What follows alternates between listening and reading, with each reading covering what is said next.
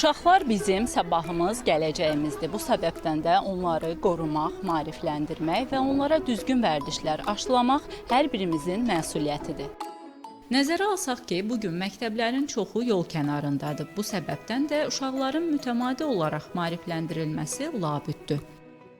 Uşaqlarımız burada kiçik yaşlardan yol hərəkəti qaydalarını daha dərindən, daha düzgün mənimsəyirlər və bu işdə bizə böyük dəstək olur. Azərbaycan Respublikası Daxili İşlər Nazirliyi Baş Dövlət Yol Polisi İdarəsi biz onlarla mütəmadi olaraq bu formatda, bu yönümdə tədbirlər, yarışlar həyata keçiririk.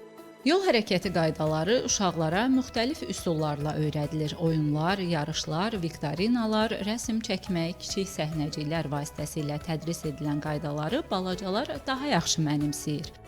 Bu tədbirin həyata keçirilməsində əsas məqsəd uşaqlara yol hərəkəti qaydalarının maarifləndirilməsi, uşaq travmatizminin qarşısının alınması, onların yollarda daha rahat və təhlükəli şəkildə gedə bilməsi üçün bu qaydalar bizim tərəfimizdən, Baş Dövlət Yol Polisi İdarəsi tərəfindən uşaqlara maarifləndirildi və onlara bu qaydalar bir daha xatırladırdı və fürsətdən istifadə edib də valideynlərdən, məktəbdəki müəllimələrdən, uşaqların hami tərbiyəçilərindən xahiş edirik ki, onlara mütəmadi olaraq bu qaydaları aşılasınlar.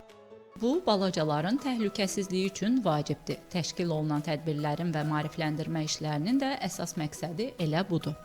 Təlim işində əlbəttə ki 18 yaşından yuxarı insanlara öyrətmək olar. Amma biz uşaqlarla tez-tez görüşürük. Çünki bilirsiniz ki, yollarda uşaqların sağlamlığı və yolları sağlam keçməsi çox vacibdir. Ona görə tədbirlərdə iştirak edirik. Uşaqları maarifləndiririk, yol hərəkəti qaydalarını başa salırıq. Bu barədə tez-tez görüşürük. Yol polisi ilə bir yerdə əməkdaşlıq edirik.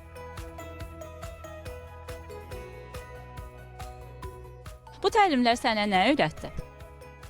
Bu təlimlər yol nişanlarını, yol hərəkət qaydalarını öyrətdi. Yolda nə etməliyik, necə hərəkət etməliyik. Mən burada öyrəndiklərimi həyata tətbiq eləyəcəyəm və bu yarışda iştirak etməyimə görə çox sevinirəm. Ən maraqlı yer sual-cavab və rəsm idi.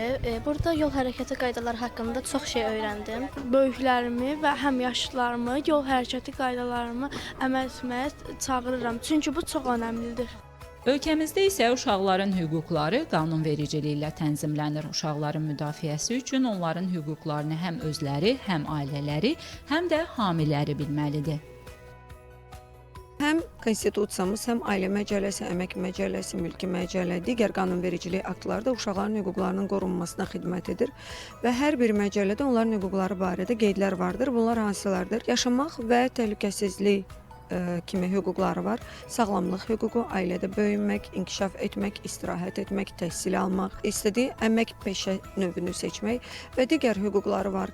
Bununla yanaşı uşaq hüquqlarının qorunması istiqamətində müvafiq qurumlar da müəyyən işlər görür. Uşaqlar bizim gələcəyimizdir deyiriksə, bu gələcəyi qorumaq da, müdafiə etmək də, onlara düzgün istiqamət vermək də biz böyüklərin həm borcumuz, həm də vəzifəmizdir.